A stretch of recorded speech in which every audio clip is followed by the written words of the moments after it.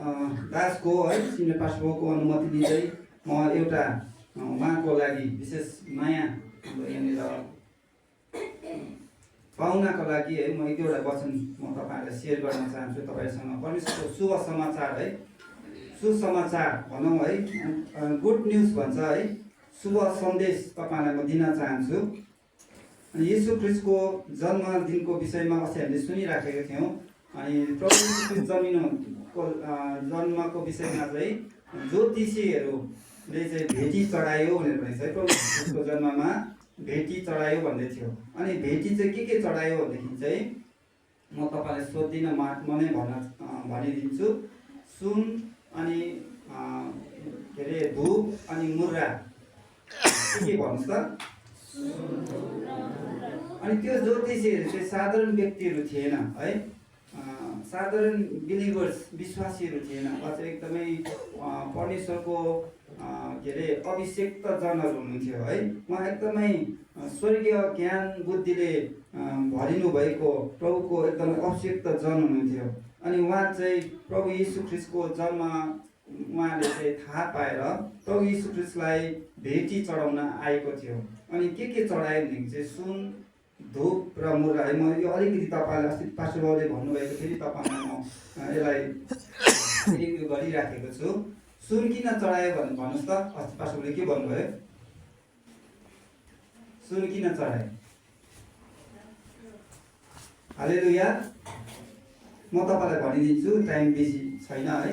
सुन चाहिँ किन चढायो भनेदेखि चाहिँ सुन चाहिँ राजालाई चढाउने एउटा उपहार हो। सुन चाहिँ के हो?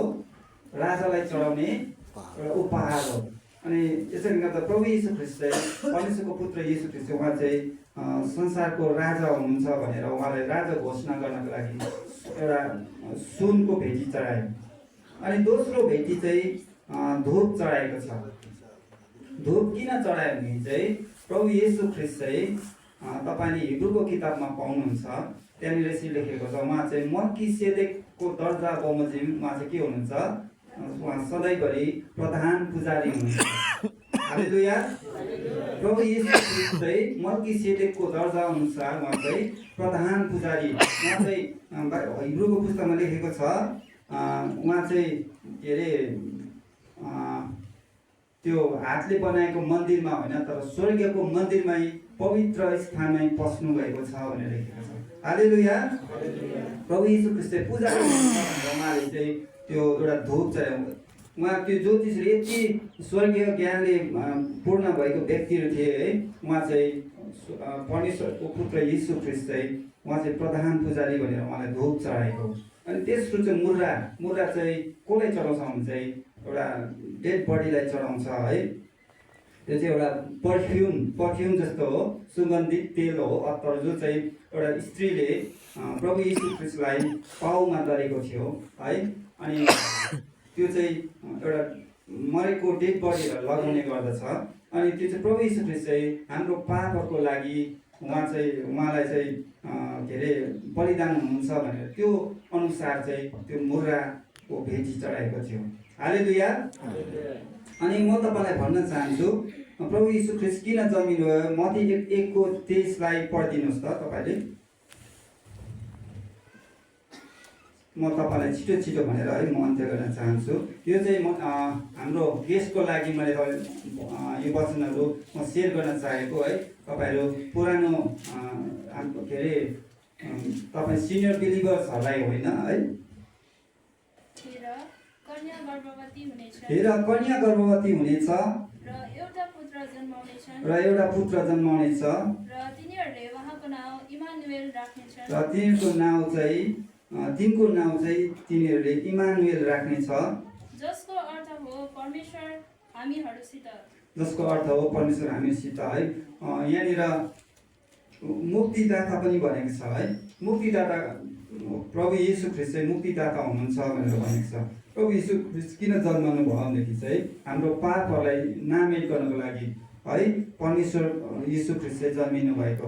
अनि तपाईँले सम्झिनुहुन्छ होला, हामीले त पाप गरेको छैन भनेर सम्झिनुहुन्छ होला है। अनि हामी बाइबलमा हेर्छौँ भनेदेखि नै म तपाईँलाई पढ्न लाउँदिनँ, म तपाईँलाई मुखले नै भन्न चाहन्छु। आदम र हव्वाले है सुरुको पिता अब्राहम हवा भन्छ, उहाँले चाहिँ है पाप गरेको कारणले गर्दाखेरि उहाँको पाप चाहिँ one generation to another generation सर्दै सर्दै है एउटा वंशदेखि अर्को वंशमा सर्दै सर्दै आइराखेको थियो। अनि जो त्यो पापले चाहिँ के गर्छ भनेदेखि चाहिँ हामीलाई है स्वर्गीय जानबाट बाधा गर्छ।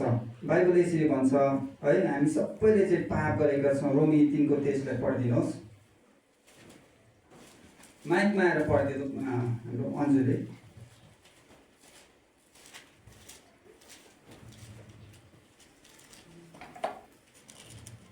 रोमी 3:23 छिटो पढिदियो। किनभने सबैले पाप गरेका छन् र परमेश्वरको महिमा रहित हुन गएका छन्। सबैले पाप गरेको छ, परमेश्वरको महिमाबाट रहित भएको छ है भनेर भनेको छ। सबैले पाप गरेको छ भनेको छ। अनि त्यो पाप चाहिँ कसरी आयो? मैले अघि नै तपाईँलाई भने हाम्रो पुर्खा आदम र हवाले गरेको पाप चाहिँ सर्दै सर्दै आयो। अनि रोमी 6:23 पढिदिनुहोस्।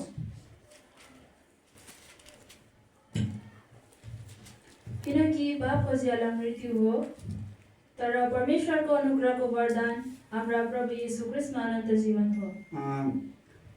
यहाँनिर रोमी 6:23 भन्छ पापको ज्याला चाहिँ के हो?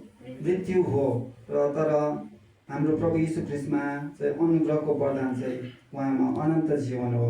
अनि पापको ज्याला चाहिँ मृत्यु हो भनेको छ। जब हामी पापमा थियौँ है, अनि हामी चाहिँ मृत्युमा पर्दै थियौँ है। मृत्यु भन्दाखेरि हाम्रो शारीरिक मृत्यु त हुन्छै हुन्छ है, तर हामीसँग शरीर मात्रै छैन, हामीसित के पनि छ? आत्मा छ। त्यो आत्मालाई बचाउनको लागि चाहिँ है हामी चाहिँ पापको कारण, हाम्रो आदम हवाको पाप चाहिँ हामीमा सरेको कारणले गर्दाखेरि चाहिँ हामी चाहिँ पापी थियौँ। अनि हामीलाई चाहिँ त्यो पापको ज्याला चाहिँ मृत्यु हो भनेको छ बाइबलले। र मृत्युमा पर्दै थियौँ, त्यति बेला चाहिँ प्रभु येशू ख्रीष्टले त्यो पापबाट बचाउनको लागि चाहिँ उहाँ चाहिँ मानवको रूपमा यो संसारमा आउनुभयो। अनि जसलाई चाहिँ मुक्तिदाता भनेर भनेको छ है। उहाँ चाहिँ कन्या मरियमबाट जन्म लिनुभयो है। अनि हामीलाई बचाउनको लागि चाहिँ उहाँ कल्वरी क्रुसमा तपाईँ अनि मेरो लागि चाहिँ उहाँ बलिदान हुनुभएको छ। अनि उहाँको बलिदानद्वारा चाहिँ है उहाँ जसले चाहिँ प्रभु येशू ख्रीष्टलाई विश्वास गर्छ, परमेश्वरलाई चाहिँ मुक्तिदाता भनेर विश्वास गर्छ अनि स्वीकार गर्छ, त्यो व्यक्तिलाई चाहिँ परमेश्वरले त्यो पापबाट उद्धार गर्नुहुनेछ, बचाउनुहुनेछ। तपाईँले रोमी 6 माफ गर्नुहोस्, रोमी 10:9 पद र 10 पद पढिदिनुहोस्। म अन्त्य गर्न चाहन्छु। किनभने येशूलाई आफ्नो मुखले स्वीकार गर्यो, किनभने तिमीले प्रभु येशू ख्रीष्टलाई आफ्नो मुखले स्वीकार गर्यौ र परमेश्वरले उहाँलाई मरेकाहरूबाट बिउताउनु भयो भने हृदयमा विश्वास गर्यो भने तिम्रो उद्धार हुनेछ। दुईटा कुरा तपाईँले गर्नुपर्छ। एउटा चाहिँ मुखले स्वीकार गर्न पर्यो है, प्रभु येशू ख्रीष्टलाई चाहिँ मुक्तिदाता भनेर स्वीकार गर्न पर्यो। दोस्रो कुरो चाहिँ हृदयमा है प्रभु येशू ख्रीष्ट चाहिँ मलाई पापबाट बचाउनको लागि उहाँ चाहिँ संसारमा आउनुभयो है, र उहाँ चाहिँ मेरो परमेश्वर हुनुहुन्छ, मुक्तिदाता हुनुहुन्छ भने तपाईँले हृदयमा विश्वास गर्नुहुन्छ भनेदेखि तपाईँको है तपाईँले चाहिँ त्यो पापबाट उद्धार पाउनुहुनेछ, त्यो पापबाट मुक्ति पाउनुहुनेछ। मुक्ति कसरी पाउँछ भन्ने विषयमा तपाईँलाई मैले बताइराखेको छु है। प्रभुलाई तपाईँले आफ्नो मुखले प्रभु येशू म तपाईँलाई विश्वास गर्छु है, तपाईँ मेरो परमेश्वर हुनुहुन्छ, तपाईँले स्वीकार गर्नुहुन्छ अनि तपाईँको हृदयमा तपाईँले विश्वास गर्नुहुन्छ भनेदेखि आज नै तपाईँलाई परमेश्वरले त्यो पापबाट मुक्ति गर्नुहुनेछ, उद्धार गर्नुहुनेछ। हालेलुया। हुन्छ है, म यो समयलाई बेसी दिदिनँ है, र यो समयलाई म यहीँ राख्न चाहन्छु। र हामीलाई वचनको लागि